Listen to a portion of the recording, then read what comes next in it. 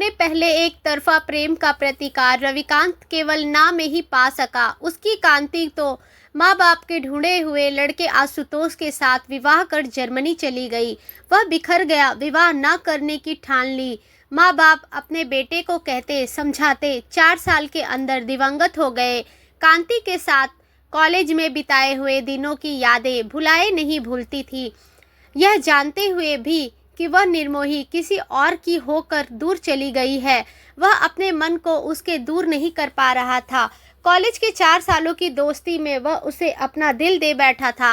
कई बार कोशिश करने के बाद रविकांत ने बड़ी कठिनाई से सकुचाते झिझकते एक दिन कांति से कहा था, मैं तुमसे प्रेम करने लगा हूँ और तुम्हें अपनी जीवन संगिनी के रूप में पाकर अपने को धन्य समझूंगा। जवाब में कांति ने कहा था, रवि, मैं तुम्हें एक अच्छा दोस्त मानती हूँ और इसी नाते मैं तुमसे मिलती जुलती रही। मैं तुमसे उस तरह का प्रेम नहीं करती हूँ कि मैं तुम्हारी जीवन संगिनी बनी रहूँ। विवाह की बात तो मैं तुम्हें यह भी बता देती हूँ कि मैं शादी तो अपने माँ बाप की मर्जी और उसके ढूंढे हुए लड़के से ही करूँगी। अब चूंकि तुम्हारे विचार मेरे प्रति दोस्ती से बढ़कर दूसरा रुख ले रहे हैं, इसलिए मेरा अनुरोध है कि तुम भविष्य में मुझसे मिलना जुलना छोड़ दो और हम दोनों की दोस्ती को यहीं खत्म समझो।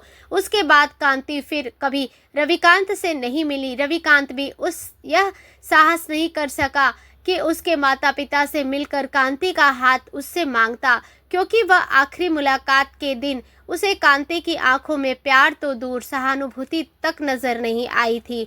रविकांत ने खुद को प्रेम में असफल समझकर जिंदगी को बेमानी, बेकार और बेरौनक मान लिया।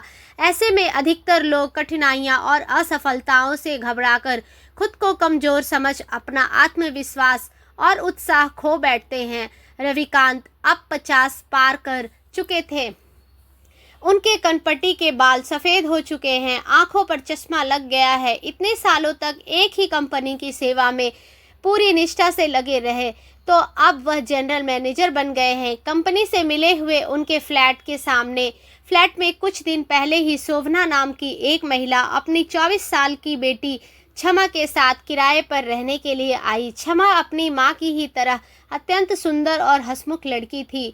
वह जब भी रविकांत के सामने पड़ती अंकल नमस्ते कहना और उन्हें एक मुस्कुराहट देना कभी नहीं भूलती। रविकांत भी हेलो कैसी हो बेटी कहते और उसके उत्तर में वह थैंक यू कहती। क्षमा MSc कर के 2 वर्ष का कंप्यूटर कोर्स कर रही थी।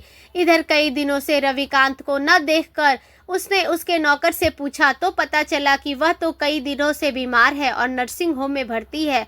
नौकर से नर्सिंग होम का पता पूछकर क्षमा उसी शाम उसने मिलने नर्सिंग होम पहुंची। क्षमा को देखकर रविकांत बेहद खुश हुए, पर क्षमा ने पहले तो इस बात का गुस्सा दिखाया कि इतने दिनों से बीमार होने पर भी उन्होंने उसे खबर क्यों नहीं दी।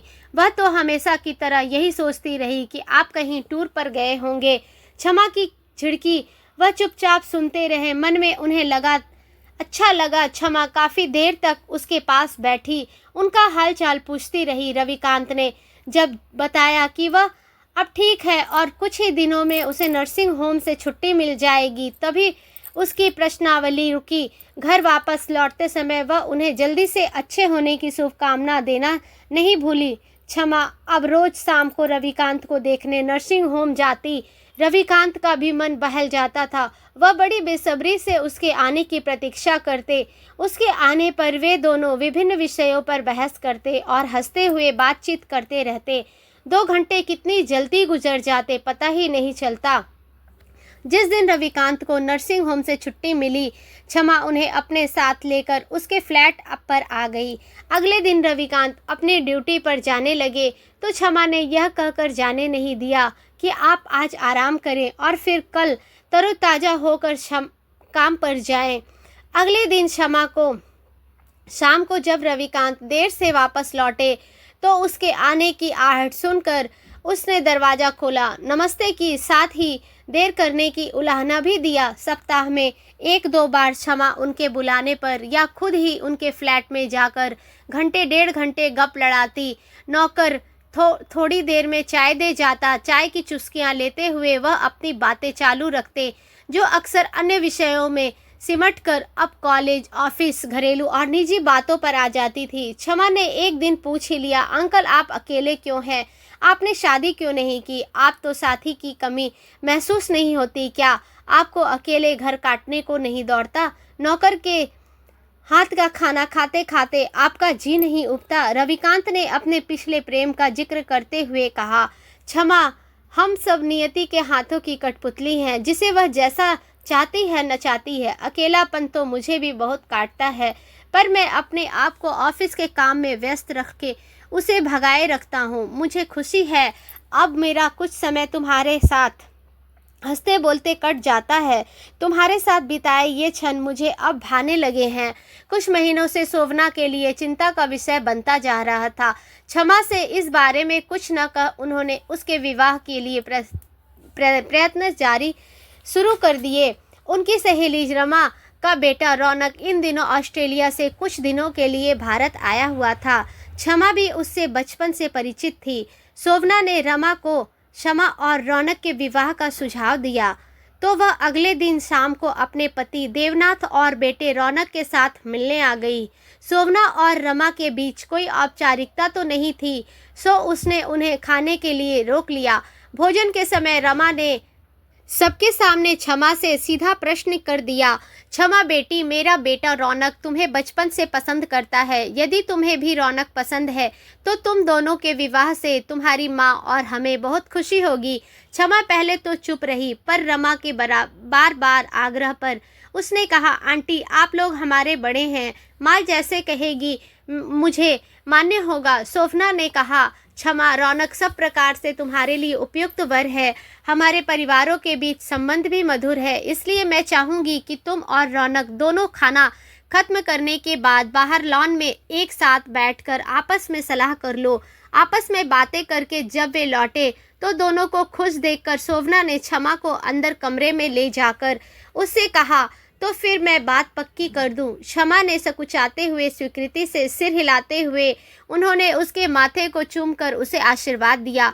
वे दोनों माँ बेटे तक ड्राइंग रूम में आ गई। शगुन के रूप में शोभना ने 1000 रुपये रौनक के हाथ पर रख दिए, दोनों को आशीर्वाद दिया और रमा से लिपट उसे और उसके पति को बधाई दी। रौनक ने ऑस्ट्रेलिया लौटने के पहले ही विवाह संपन्न करने की बात भी अभिभावकों के बीच हो गई। क्षमा, शोभना और उसके पति का पासपोर्ट जापान, हांगकांग और ऑस्ट्रेलिया घूमने जाने के लिए पहले ही से बना हुआ था, पर 3 वर्ष पहले क्षमा ने पिता की अचानक मृत्यु हो जाने से यह प्रोग्राम कैंसिल हो गया था। यदि इस बीच क्षमा का वीज़ा बन गया होता तो वह भी रौनक के साथ ऑस्ट्रेलिया चली जाएगी, नहीं तो रौनक 6 महीने बाद आकर उसे ले जाएगा। अगली शाम रविकांत से मिलने पर क्षमा ने उन्हें अपनी शादी के बारे में जब बताया तो उसे चुप और गंभीर देख वह बोली, ऐसा लगता है अंकल कि आपको मेरे विवाह की बात सुनकर खुशी नहीं हुई।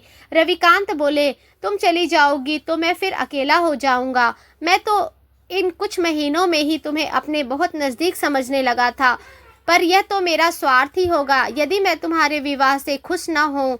मैं तो वर्षों से अकेले रहने का आदी हो गया हूँ, मेरी बधाई स्वीकार करो। क्षमा इठलाते हुए बोली, ऐसे नहीं, मैं तो आपसे बहुत बड़ा उपहार भी लूँगी, तभी आपकी बधाई स्वीकार करूँगी। रविकांत ने कहा, तुम जो भी चाहोगी मैं तुम्हें दूंगा, तुम कहो तो। तुम क्या लेना चाहोगी? अपनी इतनी अच्छी प्रिय दोस्त के लिए क्या मैं इतना भी नहीं कर सकूंगा? रविकांत चुप रहे। कुछ देर के बाद क्षमा ने फिर कहा, ठीक है, यदि आप तैयार नहीं हैं तो मैं अपने विवाह के लिए मना कर देती हूँ। देखिए, मेरा विवाह अभी तय हुआ तो नहीं। मैंने गलत सोचा था कि आप मेरे बहुत निकट हैं और मेरी भलाई के लिए मेरी भावनाओं को समझते हुए आप अपना दिया हुआ वादा निभाएंगे। कहते कहते क्षमा का गला रुंध गया। रविकांत अपनी जगह से उठे। उन्होंने क्षमा के सिर पर हाथ रखा और उसने आंसू पोंछते हुए बोले, मैं अपनी बेटी की खुशी के लिए सब कुछ करूँगा। मैं तुम्हारे सुझाव से सहमत हूँ। क्षमा खुशी से उछल पड़ी और उनके गले से लिपट गई। क्षमा ने अपनी शादी से पहले उन दोनों के विवाह कर लेने की जिद पकड़ ली ताकि वे दोनों संयुक्त रूप से उसका कन्यादान कर सके। अगले सप्ताह ही रविकांत और शोभना का विवाह बड़े सादे ढंग से संपन्न हुआ और उसके 5 दिन बाद रौनक और शमा की शादी बड़ी धूमधाम से हुई। धन्यवाद।